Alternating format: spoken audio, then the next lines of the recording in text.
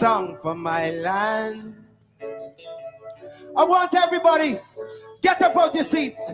Put your hands in the air like this. Help me sing. Rose up early this morning to the sounds of crying. Another mother shedding her tears. Oh, yeah. Why all the pain and suffering? Why all the senseless killing? Could it be that nobody cares? So no. So many sons lost in the slaughter, blood running in the streets like water. A gun in hand knows no friend. No. Warmongers selling death in my land, getting rich off the souls of the children.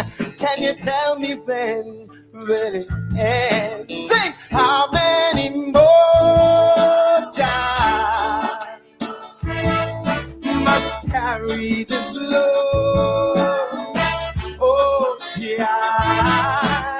How many more jobs before we trot down Zion Road? How many more?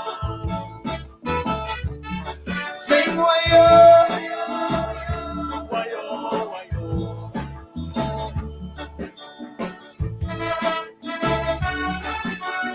Come on, let me see those hands. Heavenly Father, won't you hear my plea? Send a helping hand for the country. In man, there's no solution. No. I'm begging for the children's future. Oh, yeah, drugs got them by the collar. How can we stop this mind pollution? Too many starving and too many hungry. Too many homeless souls in the city. It seems like there's no. Too many big shots with too much connections. Too many loopholes in Babylon system. Oh, yeah, how can your children go? Sing! How many more, yeah, must carry this load? How many more, yeah, before we trot down Zion Road?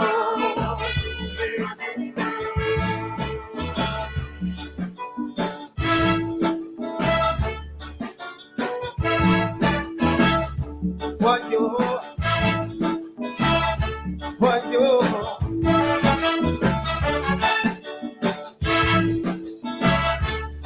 Let me see those hands. Let me see the hands. If you care about our children, get up, let me see you. We can't go on each day, no. We got to find a better way. People, it's up to each of you to help our children through this cruel and torrid life, 'cause it's we who created the strife. Say, how many more times must carry this load? How many more times before we drop down Zion Road? Oh, how many more? How many more? How many more times? Hey, how many more? How many more? Oh, dear. Won't you hear my plea? I'm down on bended knees. Oh, yeah. How many more? How many more? I said I rose up early this morning to the sounds of crying, another mother shedding her tears. Oh, yeah. How many more? How many more? How many more? How many more? How many more? Thank you.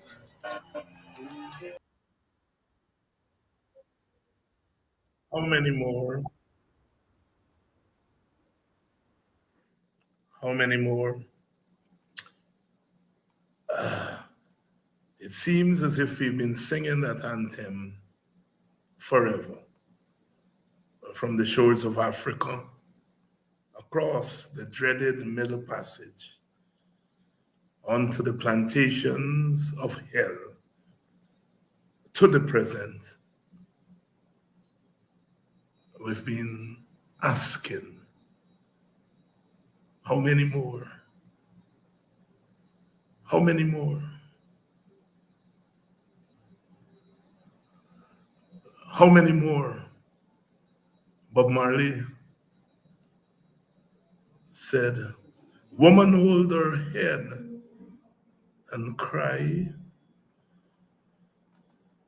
for her son has been shot down in the street and died. John King asks, how many more? How many more? Martin Carter in 1953 tells us that in South Africa, the heroes are shot and dead. Here in Guyana, they watch us and lick their tongues like beasts who crouch to prey upon some little child. How many more? How long have we been asking that question? Again, today, barely a few days after, two children from the same family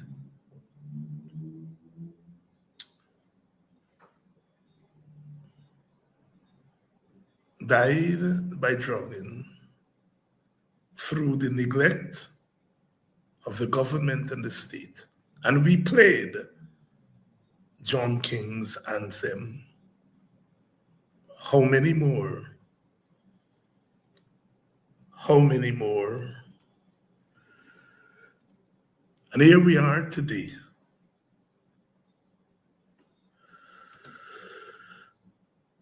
Singing again. How many more? How many more? We return to ground zero today in Haslington, where we were just 3-4 years ago when Quindon Bacchus was shot down like a dog.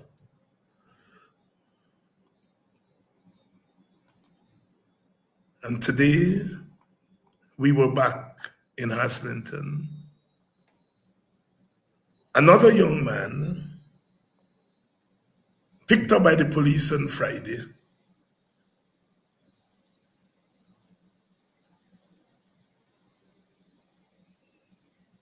And by Tuesday morning, he is dead. Another victim, another victim,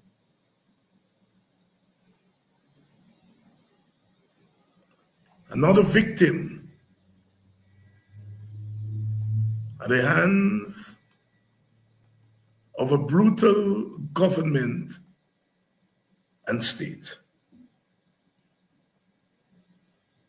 A state that has been drinking the blood of Black men and women and children for over 400 years.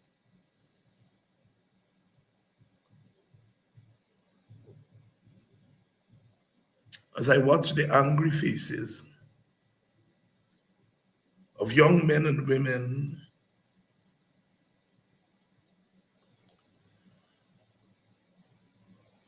in Haslington today, I felt partly helpless, partly frustrated.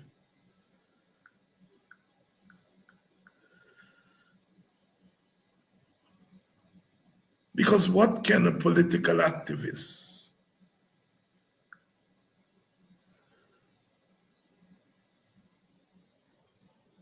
what can we say to a mother who is screaming because her son, taken by the police on an allegation of wrongdoing,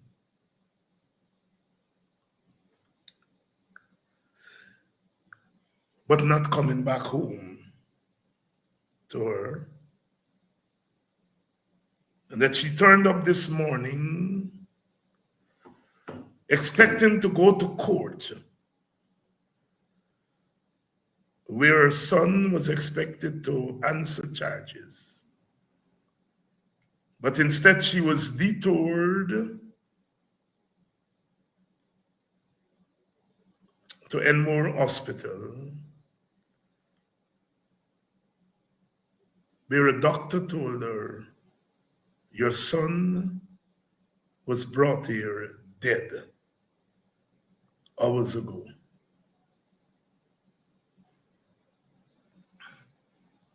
What can a political activist tell such a mother?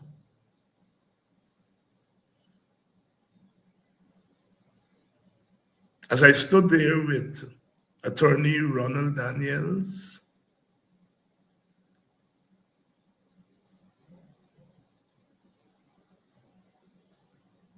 village elder and former member of parliament, Ernest Elliott, and young Dylan Carter, Sister Simona Brooms was there.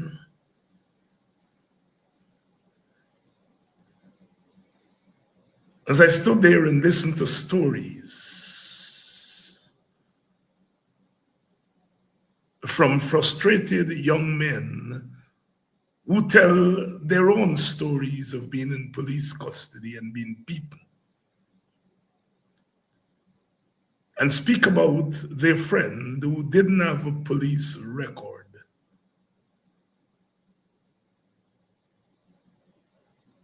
I felt that burden that I've been speaking about on this program for the last couple of weeks. The more things change, rearrange, everything remains the same for the African, whether in Guyana, in Jamaica, in the United States, in Johannesburg. When will this carnage, this historic carnage end? The more things change, rearrange, everything remains the same. David Rudder reminds us. How many more? How many more? Brother asked us to make a liar of him. At the turn of this 21st century, he asked, will the slaughter of Black people stop? And he was pessimistic. He asked us, please make a liar of me. We're moving deeper into the 21st century.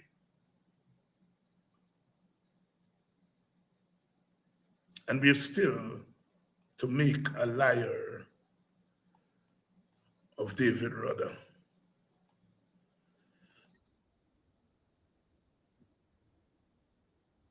speaks about alienation. I hope this song would have gone away, but it seems to just be coming back and coming back again. It's a song I call 1990. So from the ghettos of Trinidad to the ghettos of LA, the same story.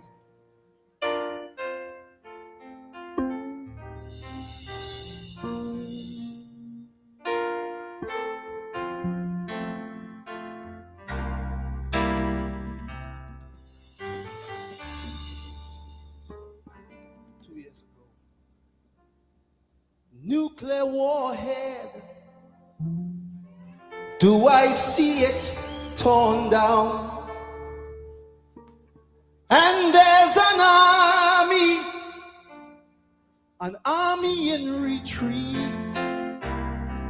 I see the old colonials of Europe now become united.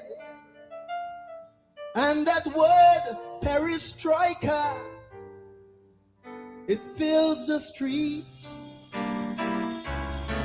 I see the eagle sitting on the shoulder of the bear. Or maybe it's the other way around. Is this the calm before the hellfire? Or is our tomorrow really heaven bound?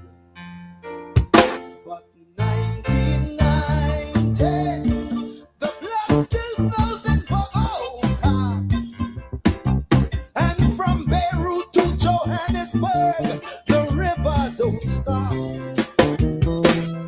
1990, third world children still wander in their boats, in their jungles, in their deserts, until they dry. It is strange. The more we change, the more we rearrange. Everything just seems the same as we move into the next century. 1990, please make a liar of me. Oh, oh, oh.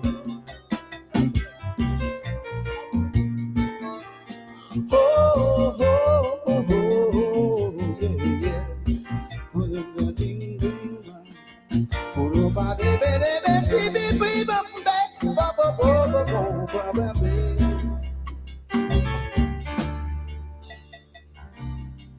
There is a black man on the run through a lonely Beijing street. There he goes. My God, he's running again. This time through Brooklyn, Howard Beach. And there he runs again through the streets of Soweto and Bensonhurst. And I'm saying, Lord, so the story goes. And the ghostly man from the past, they call him Selma, Alabama. He just shrugs and says, deja vu, I suppose. 1990. Will our children stand firm, or will they keep a running and the running and the running till the end of time? 1990. Will hands of love ever reach out, or will they be there just to strengthen the crime? It is strange. The more we change, the more we rearrange.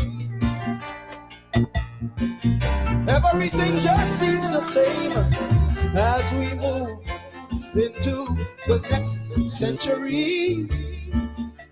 1990, please make a liar of me.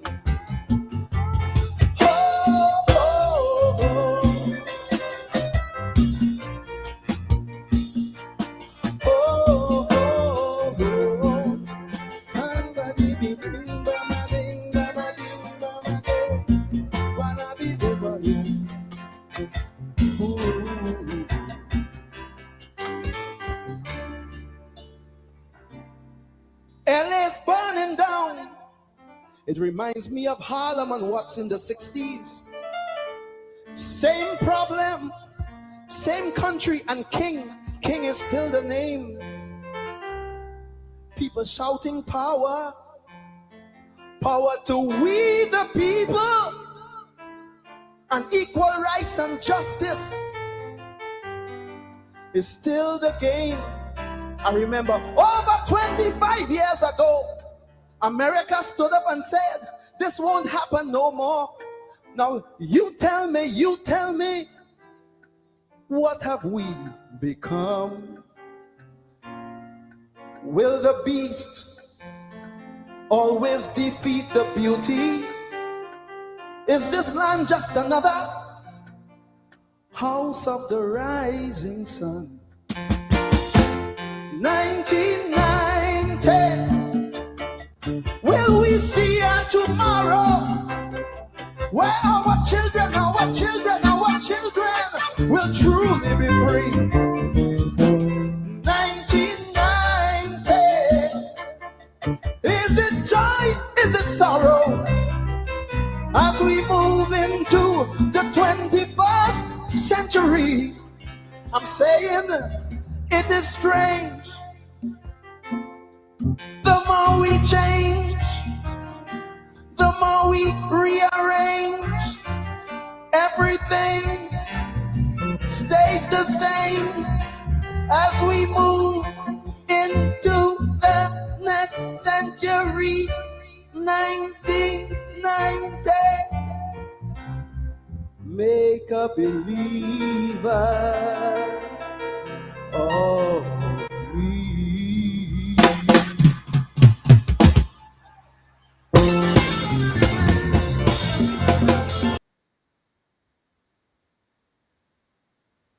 Our griots continue to sing for us.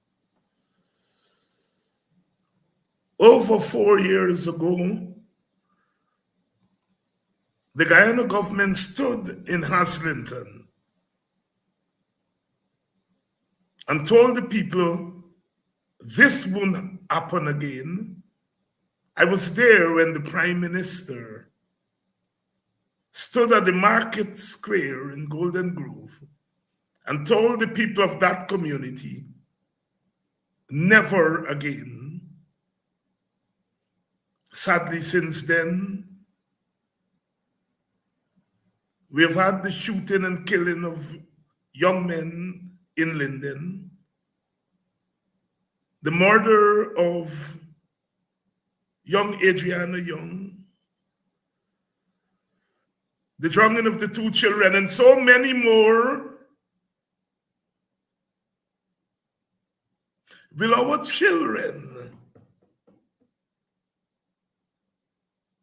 will they ever be free in Guyana to roam the open street? Bob Marley asked, can we roam this open space? When will our children, mostly Black children, be free to walk the streets of Guyana as free men and women, not being hunted like animals? I stood there today with mixed feelings.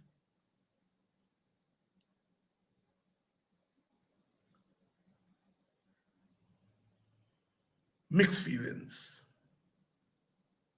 I got back to Buxton, I ran into a couple of my friends and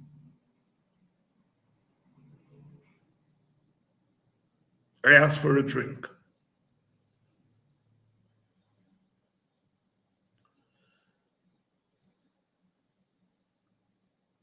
I'm tired.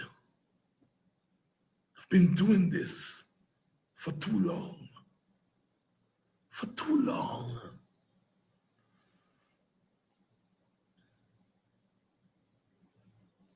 As I said to the many young men and women there,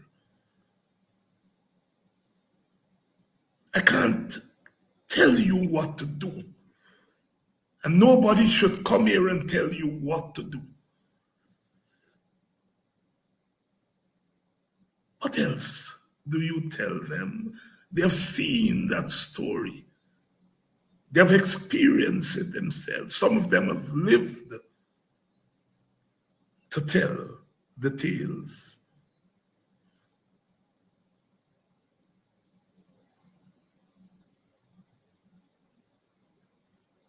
Must the beast always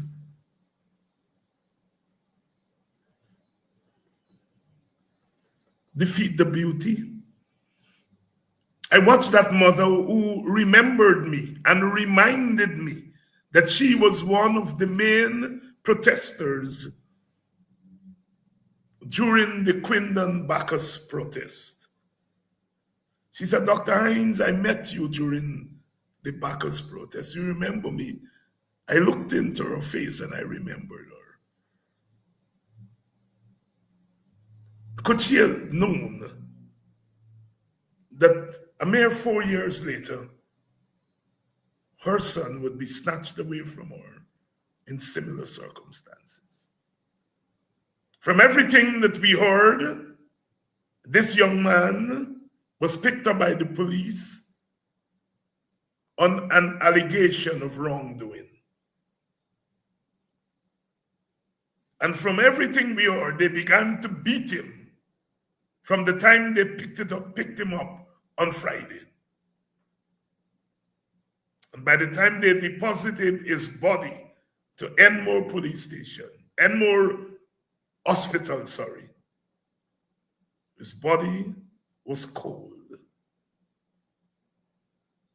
stiff. He was dead. He was held beyond the 72 hours that is mandated by law without a charge. We understand the police is saying he was put on station bail, but there was nobody to bail him. His parents, his community, his family got no call that he was put on bail.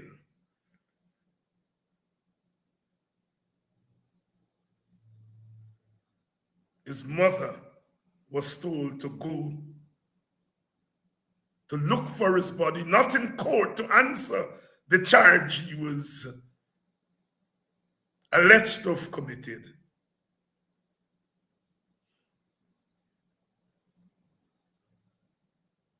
She had to wait 3 hours before she could see his body, having been told that he was dead.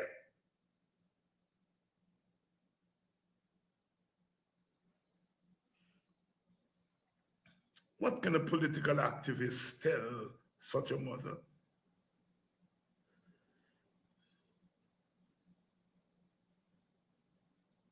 The young men and women there were telling me about what they wanted to do.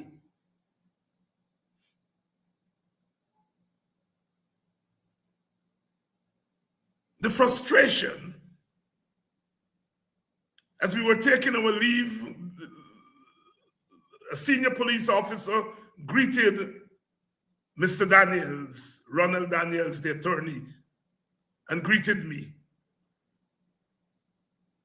And he said he hoped that we brought a message of peace. And I reminded him that peace is worth nothing without justice. And that if justice doesn't come quickly, I and Ronald, we could not guarantee peace. He acknowledged, they acknowledged, I think the others who were standing there were officers out of uniform.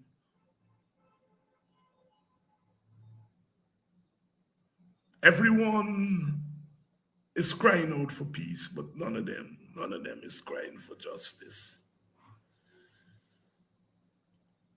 We have to see the murders of these young men not just in presentist terms,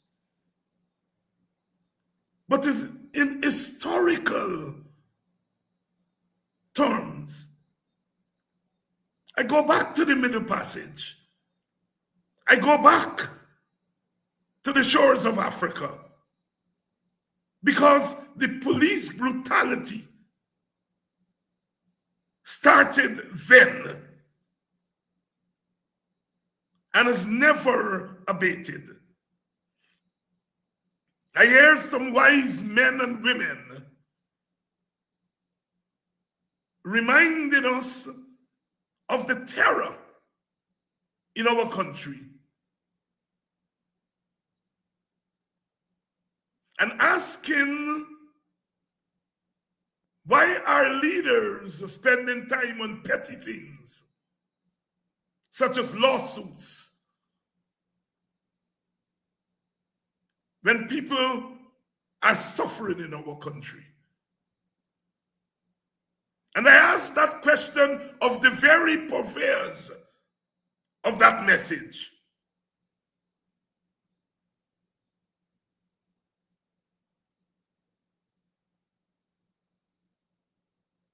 When black men are hunted and shot like dogs,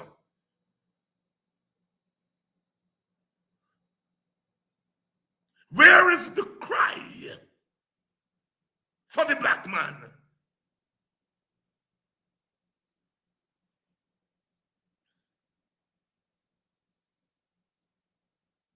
Where is the message of liberation?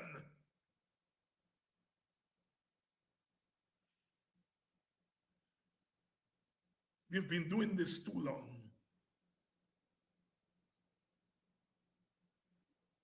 Some of our foreparents ran away from that plantation, ran up into the hills,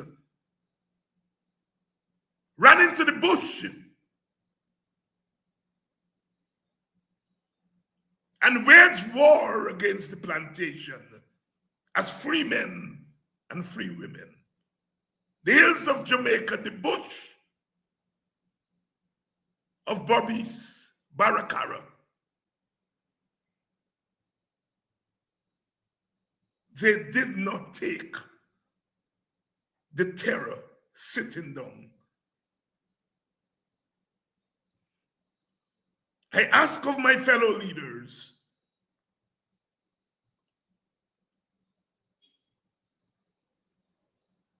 what is the plan to stop the slaughter of these young men? It never stops.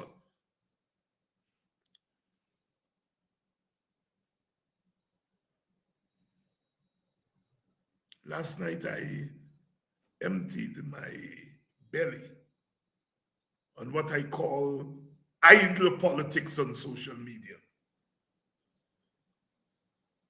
I didn't know that tonight I will have to come and be frustrated with the murder of another young brother.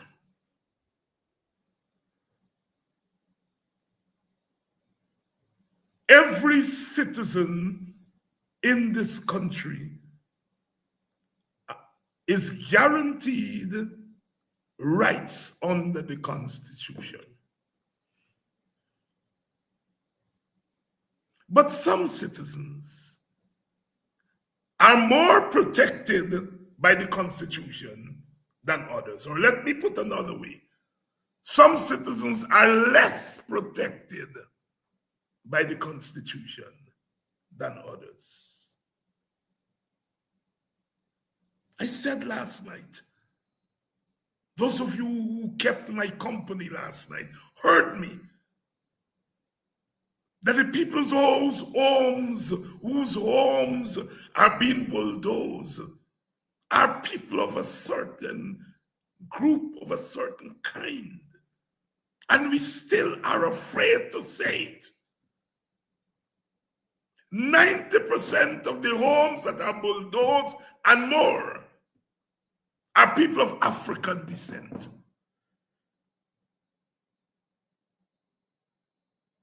90% and more.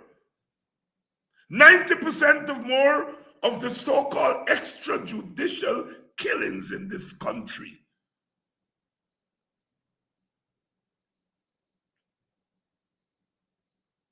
90% and more of the victims are people of African descent. And until we tell that truth, not in garbled ways, but in clear, unambiguous ways, that the black man, the black woman is set upon in this country by his and her own government and own state.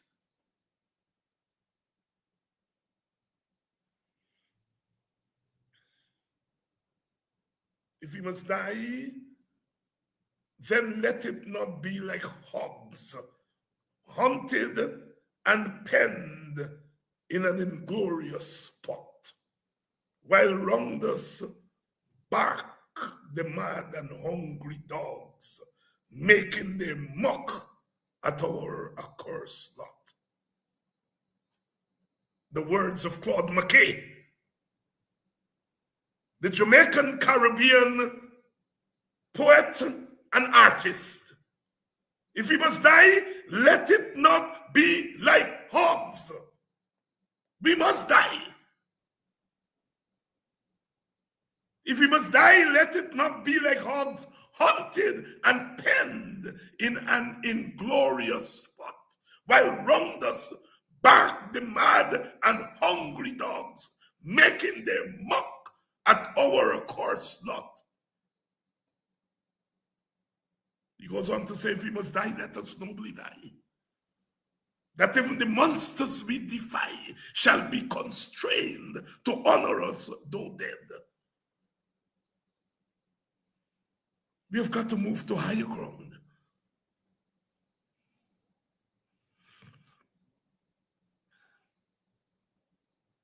We've got to move to higher ground.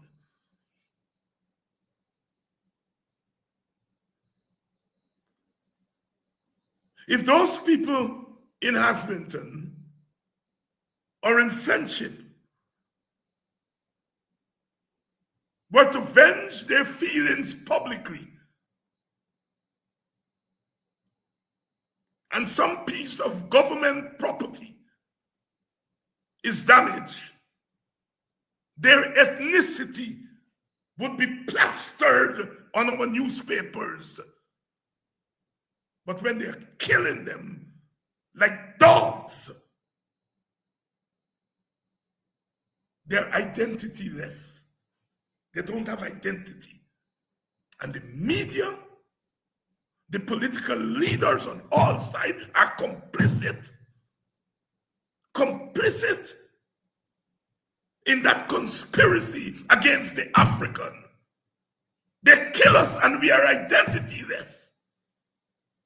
And if we respond as human beings do, they're quick to say, black man like violence. When the violence is meted out against the black man and an African, he's not a black man or an African. When he responds to the violence, his identity suddenly come out in an obscene way.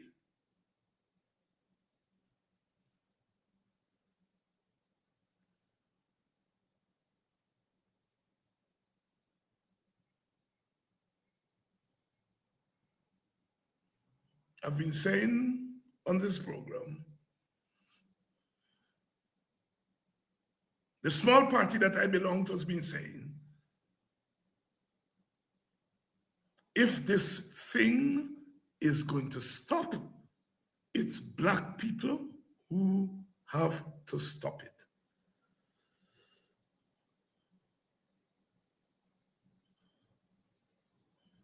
We have to become proactive. So many times we rise up and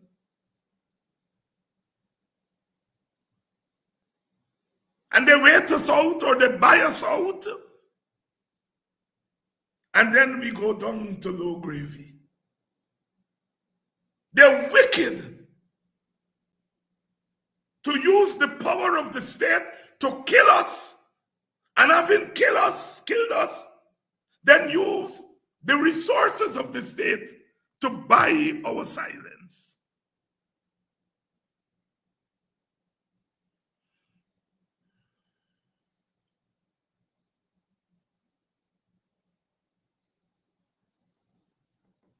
People were reminding me today there in Haslington, saying, Brother Hines,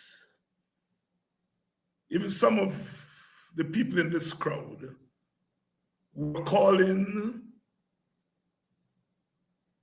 for action.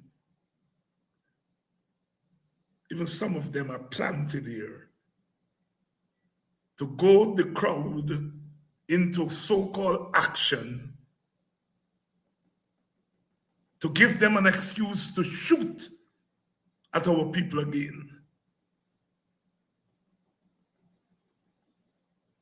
They're flooding our communities with spies.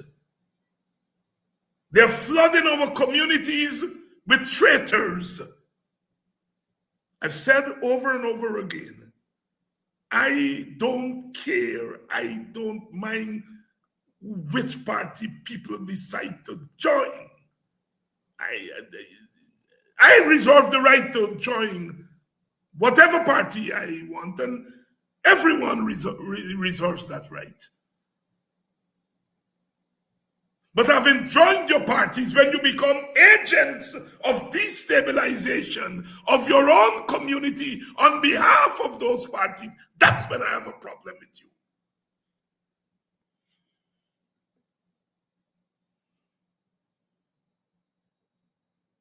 Our community needs repairing.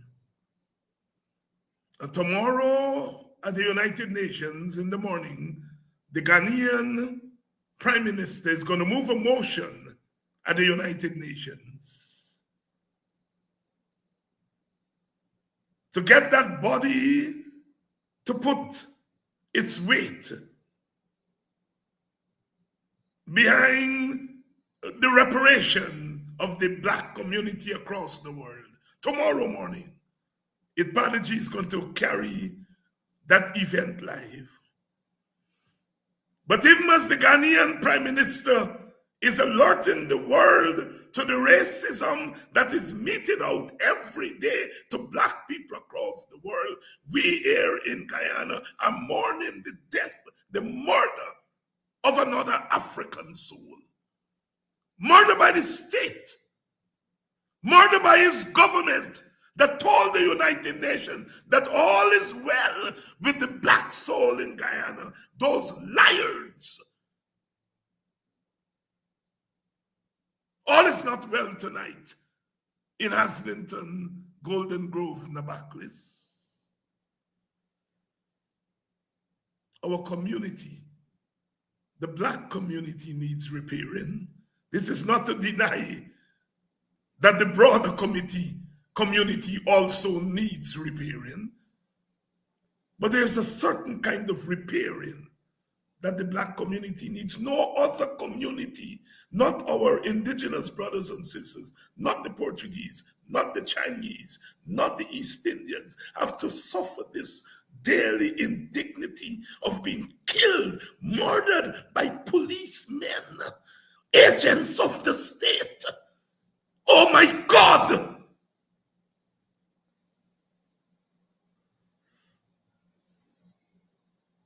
And Black people have been allowing it to happen, either through fear or through greed.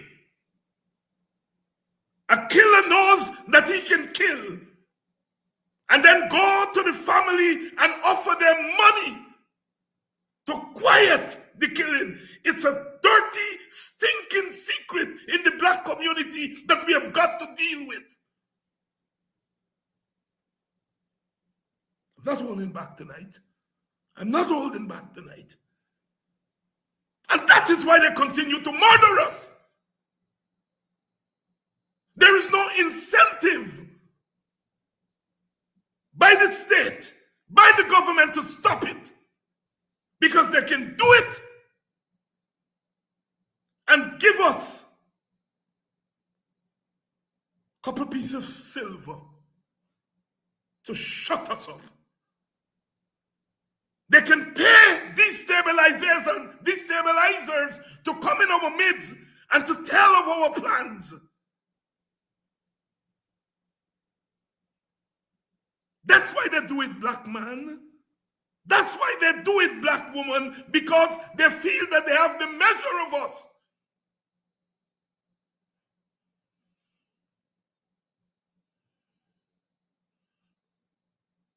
I asked today, has anyone in authority come here? They told me that the commander was there, the commander of the East Coast Division. Not the commissioner, not the deputy commissioner, not the assistant commissioner, the commander.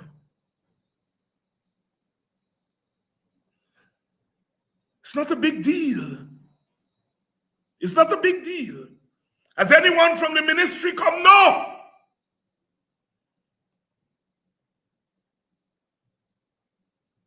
When I spoke in Parliament about reparations and restoring the money for it, Padaji, the Minister of Home Affairs was one of the loudest in trying to shut me down for asking for justice for Africans. Where is that minister?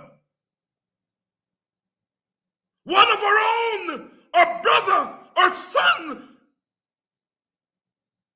is killed by agents of our ministry. Where is she? She black like me. She black like the young brother that was killed. But she's sitting pretty in her office. Black people, we are in trouble. And when you're in trouble, you got to get yourself out of trouble. This government has no incentive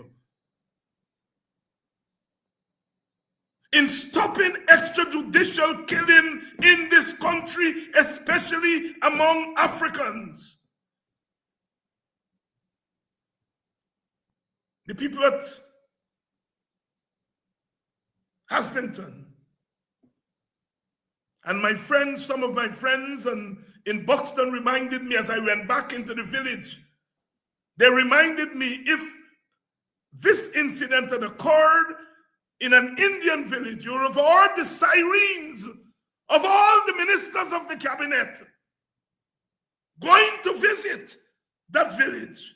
But for the African, there are no sirens because we are not equal human beings in this country. The quicker we get that in our head, the quicker we will be able to stop the nonsense.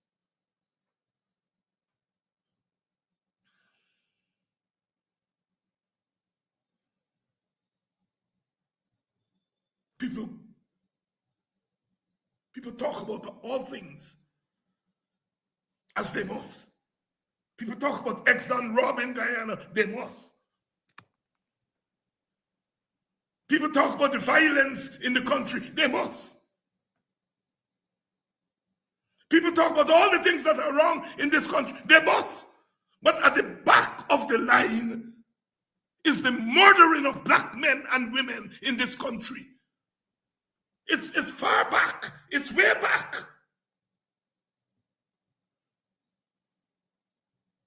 I didn't see the media cameras in Haslington today. They may carry a little story tomorrow that they get from online.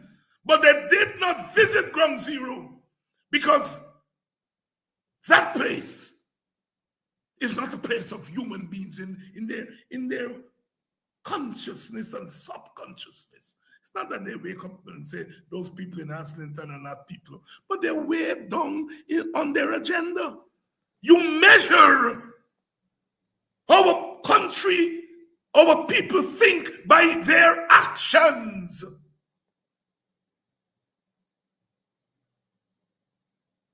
Where is the media? Where are the media? Why are they not in Islington? But if tomorrow, tonight, the people of Islington move, you will see all the cameras bearing down there to talk about these violent Negroes.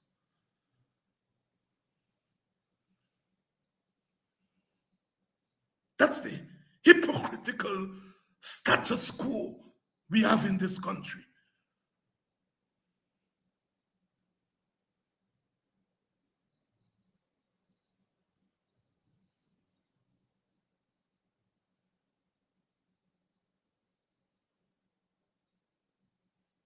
I feel so burdened. I feel so burdened.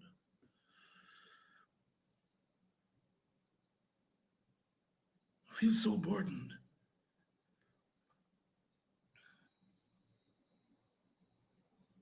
I thought that we fought this fight yesterday so that today we can fight another fight. But as David Rudder said, the more things change, rearrange, everything remains the same. Please, please make a liar of me.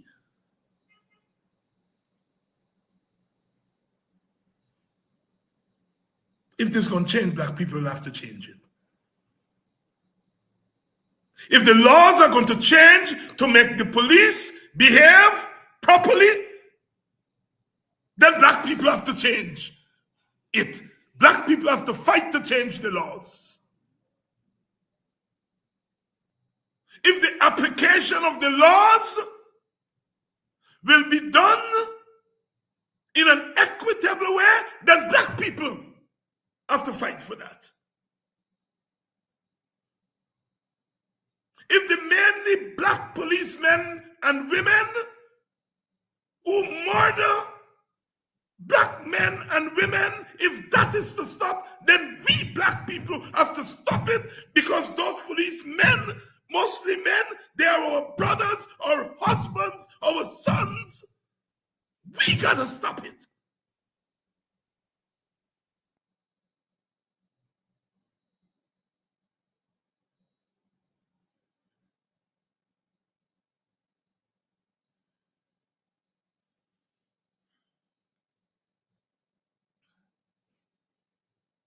I remember a few years ago in America, I think they killed a young black man. I think it was in Philadelphia, in a fast food restaurant. I can't remember which one of the restaurants. Some of my historians on here tonight will remind me. And I remember getting a call as a professor that the company was starting a racial sensitivity program for workers of the chain, the fast food chain.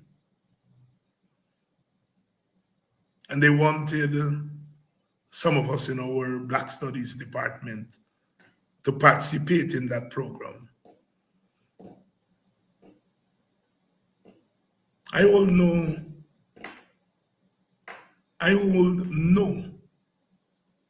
brief for any fast food company in America.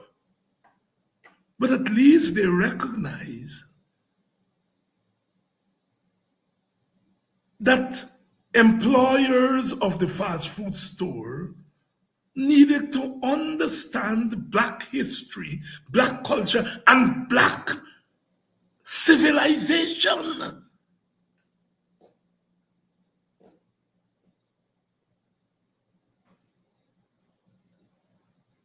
And the police force of this country, I am proposing here tonight, there ought to be a racial sensitivity program tomorrow in the police force to sensitize that force, mostly of black men and women, but they need to be sensitized about the dignity of African people.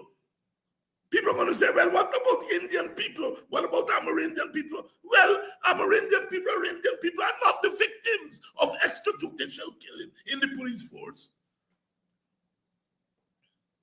The police force I am proposing should begin a program where the force learns about the history, learns about the culture, learns about the dignity of the African. And I will volunteer to serve in such a program free of cost.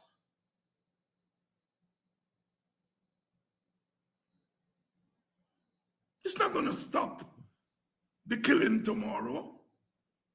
It is not going to stop extrajudicial killing. But at least we will be checking one box. The average policeman believes that black lives don't matter, that black life is expendable. That policeman comes up in the black community. That policeman is aware that his life doesn't matter. But when he puts on that uniform of brutality, Bob Marley calls that police uniform, he puts on that uniform of brutality, he becomes the brutalizer. But he is aware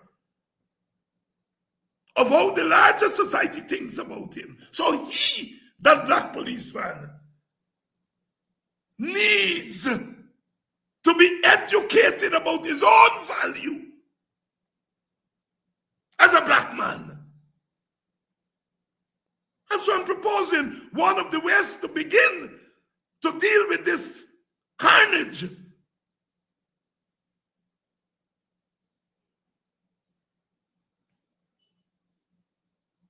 is to educate the police force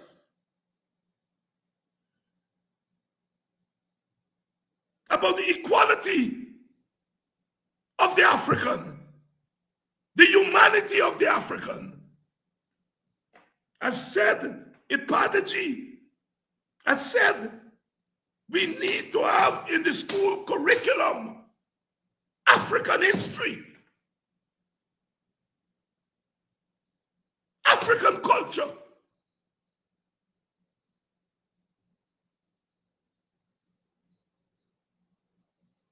So that the rest of the society is educated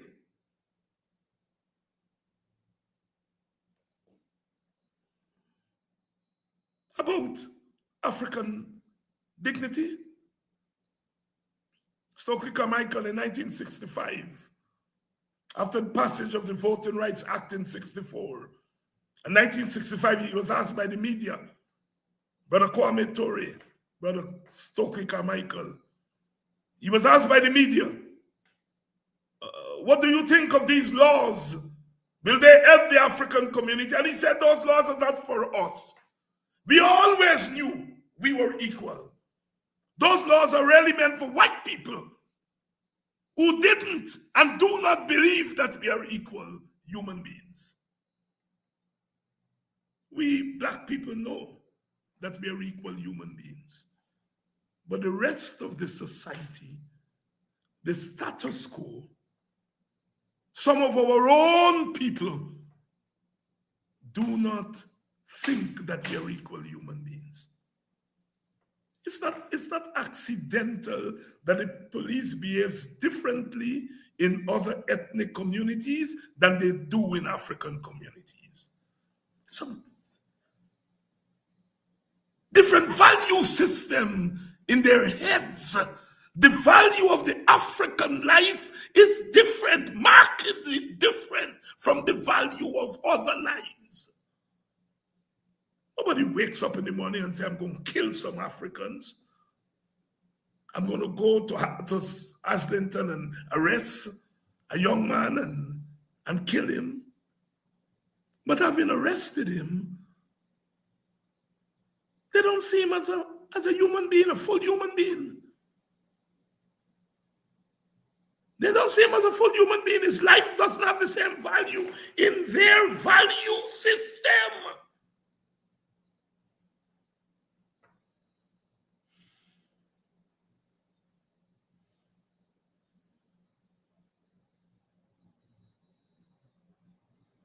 Somebody's asking, hey, what happened? Someone got killed? And that's the point I'm making. The country doesn't know. Because the media have not seen it important to descend on Islington to report that someone was murdered by the state. That's the country we live in.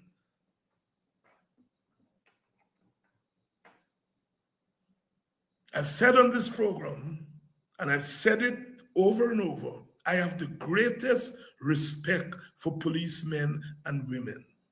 I walk this country. I don't have bodyguard, I walk around. Policemen have been respectful to me, police women. I visit police stations, they are respectful to me. One night I was on the road very late, and a group of policemen felt that it was not safe for me to be on the road very late. They escorted me home.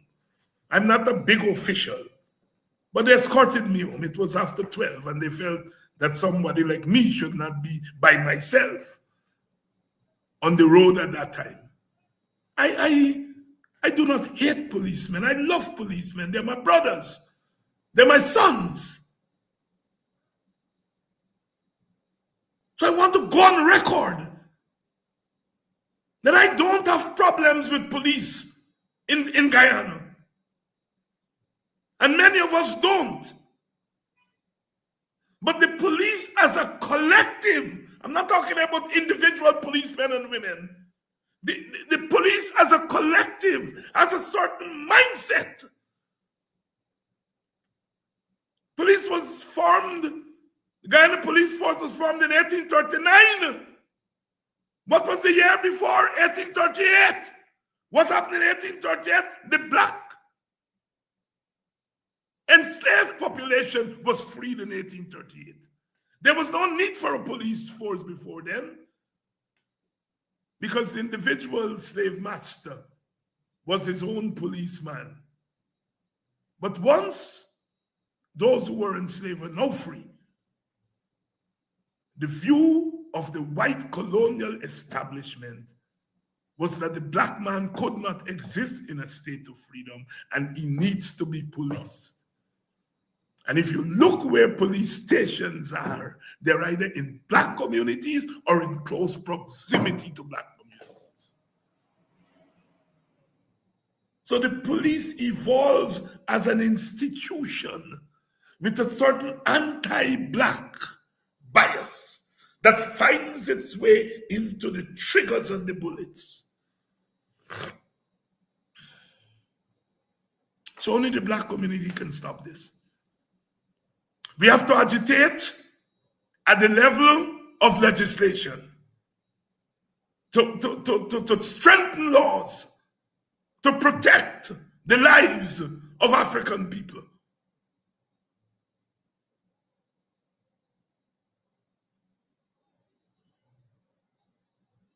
We have to train the police in racial sensitivity. Train them that Africans are human beings too. We have to depoliticize the police force, because one of the consequences of the nonsense in the police force is that the force has become politicized, where the PPP sees the force as a political enemy. And so what they did is to impose their own preference at the leadership of the police force. And at the level of the ranks, they turn a blind eye to the excesses of the ranks. If a rank knows that when I kill this man, the heavy hand of justice will prevail, he's less likely to kill. But if he knows that he is likely not to face a charge, and that if he faces a charge, he's likely to get off, then he kills.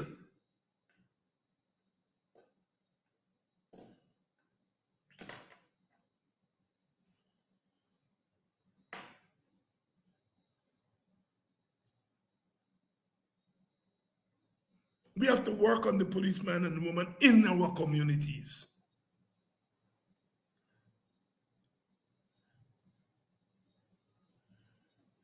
Those policemen who were killing their brothers, they were little boys in the communities. We are producing the raw material for the killing fields in our own community. Those policemen went to our schools in our community. They went, some of them, to churches in our community. And all of us have to take responsibility for them. They did not drop from the sky. But when they go into that police force and face this compulsion to dispense with the life of the African, they would be able to say no. All those people today were asking me, Doc, what can we do? And we find ourselves tempted to tell them what not to do.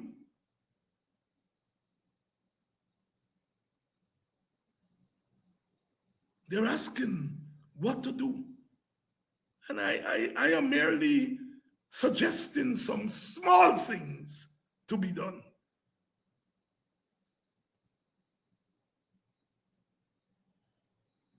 But the big thing is that we've got to do something with the management of the state.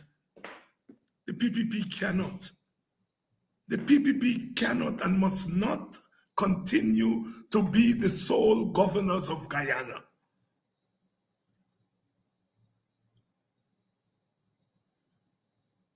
They have no interest, absolutely no interest in the safety of Africans. The logic is that you all don't vote for them. And that even if you were to vote for them, there's a deeper cultural instinct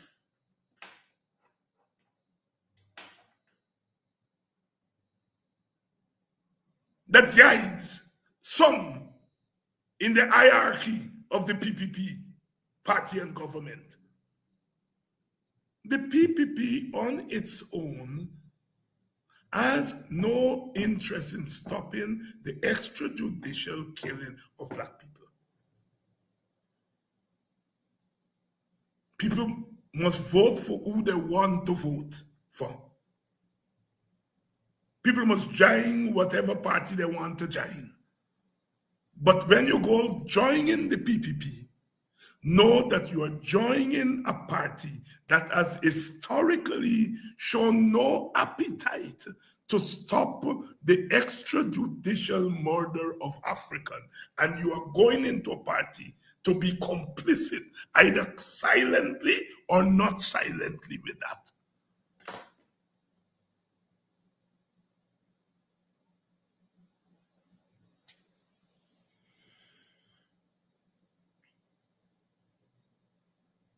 Dr. Henry Jeffrey has told the story on this program.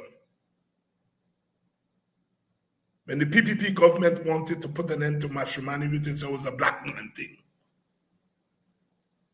one Black man in the government who didn't speak very much in cabinet tell them, "I left them Black people thing, man. What were you all doing? Left them Black people thing." And the story is told that they pulled off.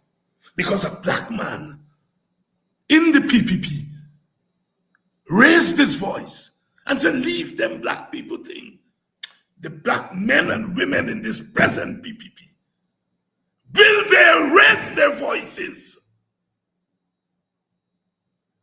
They've refused thus far to do what that PPP member did. When he saw them moving against the African, he said, let them black people thing alone. Which African in this PPP government is prepared to stand up, quietly or not quietly, and say, stop killing black people? Tell his comrades.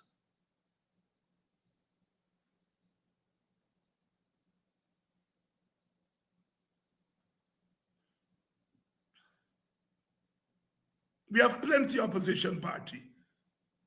Plenty. Stand up and be counted. And tell the PPP, stop killing black man. Let it be plastered across the media landscape of this country that the leaders of the opposition sat around the table and said, stop killing the black man. The leader of WIN, the leader of APNU, the leader of FGM, the leader of ALP, the leader of AFC, the leader of WPA. I challenge you all. You are calling about unity. Let us unite on this question of the killing of the African. I invite you all to a meeting. Are you calling for unity? Let us unite on the question of the murder of black men on this, the night of the murder of that young man from Islington.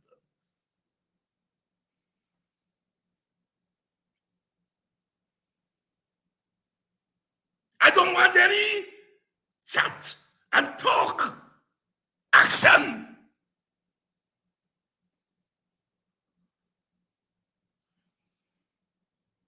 All of y'all get black people vote.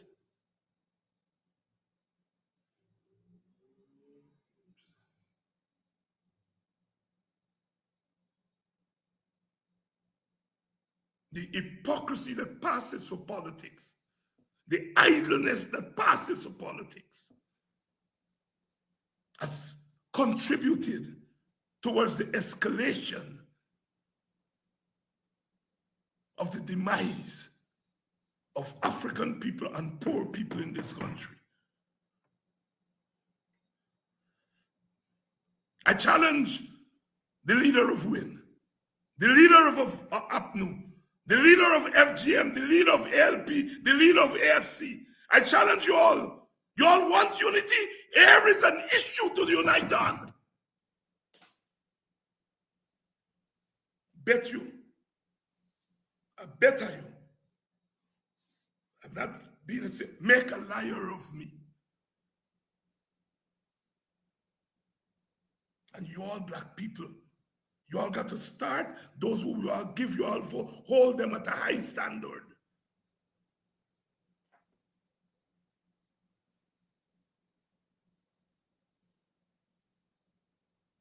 You all must not only be sorry when advantage is taken on leaders. You all must be more sorry when advantage is taken on ordinary, defenseless, poor, and powerless people.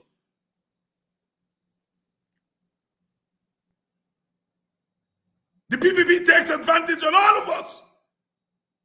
But some of us are more interested in defending the advantage taken on the rich and the wealthy, and don't feel that we must be sorry when advantage is being taken on young men, black men, and brown men, and poor men in this country.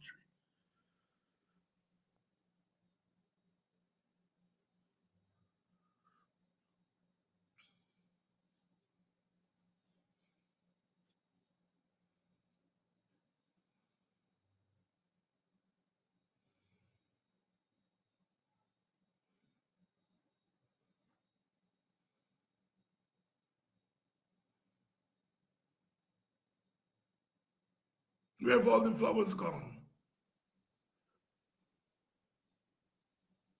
Where have all the flowers gone? All the flowers that lit up our landscape when Adriana Young was murdered. Where are all the flowers gone?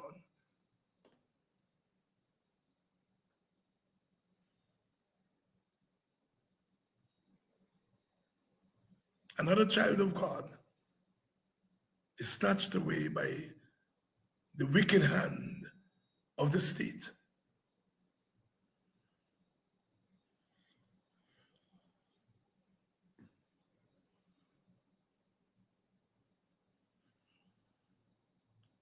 Black people, the burden, the load. John King said, "Oh, many more must carry this heavy load."